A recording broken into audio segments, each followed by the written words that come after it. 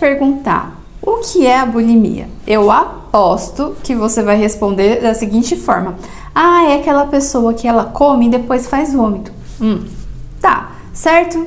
Em partes. Mas se eu te disser que não são todas as bulímicas que fazem vômito, e se eu te disser que tem um monte de bulímica por aí que fazem compensação com exercícios e não tem o vômito, e elas acham que não tem bulimia. Vem cá que eu vou te explicar parte por parte e você vai entender o que é a bulimia. Você vai poder identificar talvez se você tem esse transtorno alimentar ou quem sabe alguma amiga sua. Vamos lá?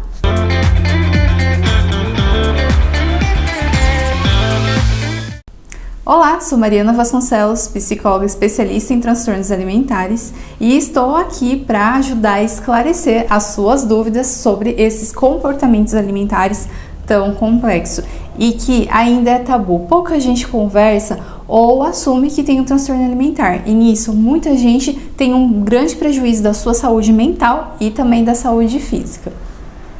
Primeiro, o transtorno alimentar, ele é um transtorno mental. Ou seja, para cuidar desse tipo de transtorno, você precisa passar por um psicólogo, e dependendo do caso, com um psiquiatra. E como a gente está falando de comportamento alimentar, também precisa de um acompanhamento com um nutricionista. Mas Mari, toda vez que chega um paciente com transtorno alimentar, precisa passar por tudo isso de profissional? Bom, a gente vai avaliar cada caso, mas é bastante importante você ter uma rede de profissionais que ajudam, principalmente quando o caso é muito grave. Tá, mas como eu vou saber se eu tenho a bulimia? Você vai avaliar os seguintes critérios. A pessoa que tem bulimia, ela faz episódios de compulsão alimentar. Não é o transtorno de compulsão alimentar. Em outro vídeo eu vou explicar o que é o transtorno de compulsão alimentar. Ela faz episódio. O que significa? Que ela faz uma ingesta calórica bem alta, mais alta do que ela consumiria. Ela também pode consumir a tal ponto que ela vai ter um desconforto físico. Então, além de ter um excesso ali de caloria, ela tem um desconforto físico muito grande. E ela faz isso, que é bastante importante você entender essa palavra, de forma descontrolada. Não tem controle. A pessoa ela começa a comer e ela não para. Ela só vai parar a hora que ela tiver um desconforto bastante grande. Tá, isso vem acompanhado também de culpa, arrependimento e vergonha. Precisa ter esses sentimentos ligados ali àquele momento. Um episódio de compulsão alimentar, ele precisa acontecer frequentemente. O que isso significa? Que vai ter uma repetição. Seja uma vez por semana, 2 vezes por semana, vai depender da gravidade do caso. Mas esse episódio de compulsão alimentar, ele precisa ocorrer todas as semanas. Mas não só isso, tem que ser um episódio compulsivo acompanhado de uma compensação. Então ela vai lá, come bastante e faz o que vocês já conhecem, que seria o vômito. Algumas fazem purgação de outras formas e também o que é a pequena porcentagem, mas que acontece, dela não provocar o vômito, mas ela fazer um excesso de exercício bastante forte, como por exemplo, come uma quantidade ali, ela fica se sentindo tão culpada, suponhamos que ela fez isso à noite. No outro dia de manhã, ela vai fazer de 2 a 3 horas de exercício, achando que aquele exercício vai fazer bem, quando na verdade ela quer compensar todas as calorias que ela ingeriu. E aí, sabe o que é bastante complicado? Que culturalmente a gente tem uma tendência de achar muito legal as pessoas que fazem exercícios, atividades físicas. E eu não estou criticando a atividade física, que é bastante importante. O que é delicado é quando isso passa a ser muito exagerado e quando ele vem acompanhado de um objetivo como esse. Toda vez que eu comer, eu vou fazer exercício. Isso precisa tomar muito cuidado. Esse é um critério.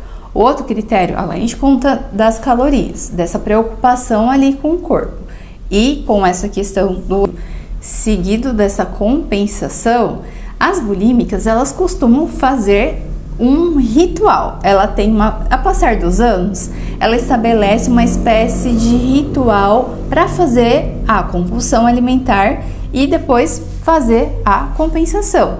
Por que será que isso acontece? Porque muitas precisam fazer esse evento esse comportamento de forma escondida. Por isso que muitas vezes as famílias demoram muito tempo para descobrir que tem alguém ali da família que que tem a bulimia. Então você precisa, por exemplo, se você tem alguma amiga que você já desconfia, se você tem algum familiar que você desconfia, é preciso estar atento aos comportamentos dessa pessoa, porque as bulímicas têm uma habilidade incrível de criar suas ritualísticas e muitas vezes de uma forma bastante escondida. Os riscos que a pessoa corre por ter a bulimia.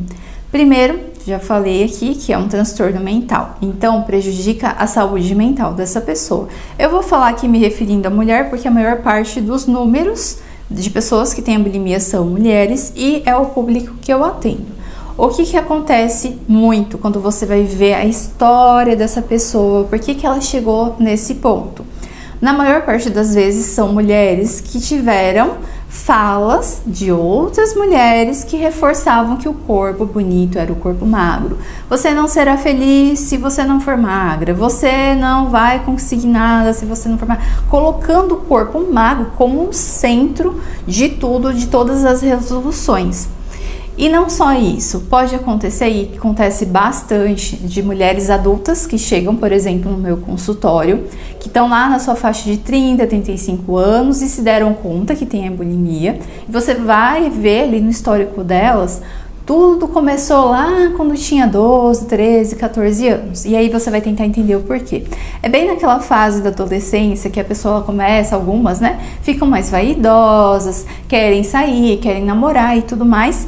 E aí, essa questão do corpo fica muito forte, ainda mais porque a gente cada vez, né, pode até ter um movimento aí falando de outros tipos de corpos que são bonitos e tudo mais, mas ainda a mídia reforça muito que a pessoa, para ser bonita, ela precisa ser magra.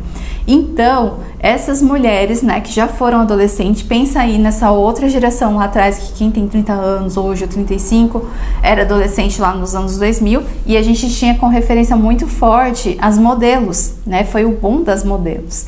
E aí tem referências marcadas e depois você tem referências que são reforçadas pelas suas amigas, né, por pessoas da sua família, por exemplo, que a pessoa deveria ficar magra e se ela não conseguia ficar magra, deveria fazer dieta.